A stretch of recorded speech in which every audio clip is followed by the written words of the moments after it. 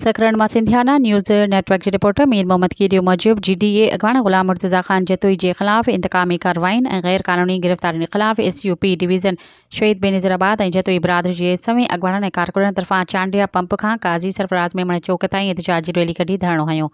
इन मौक़े ते SUP डिवीज़न अॻवान जलालुद्दीन टामरी, फलक शेर ओड, कासिम सुमरो जतोई बिरादरी ऐं GDA अॻवान मुनव्वर ख़ान जतोई, फ़क़ीर निज़ामानी संजराणी, अब्दुल रज़ाक जतोई, मीर मोहम्मद जतोई ऐं ॿियनि मीडिया सां ॻाल्हाईंदे हिकिड़ो ई मौक़िफ़ रखंदे चयो त हुकूमत इंतकामी कार्रवाइयूं कंदे मुआज़िज़ सियासी अॻवाननि खे गिरफ़्तार करे रही आहे। हुननि चयो त GDA अॻवान ग़ुलाम मुर्तज़ा ख़ान जतोई खे गिरफ़्तार करे जेल मुंतक़िल कयो वियो आहे ऐं संदसि ख़ानदान जे माण्हुनि खे तंग कयो पियो वञे, जेका इंतिहाई किरियल हरकत आहे। हुननि चयो त ग़ुलाम मुर्तज़ा ख़ान जतोई शरीफ़ ऐं असूल पसंद सियासतदान आहे, जंहिं हमेशह साफ़ सुथरी सियासत कई आहे। हिन ख़िलाफ़ मोटरसाइकिल फुरज जो केस दाख़िल कंदे मुख़ालिफ़नि खे ज़रो बि शर्म न आयो।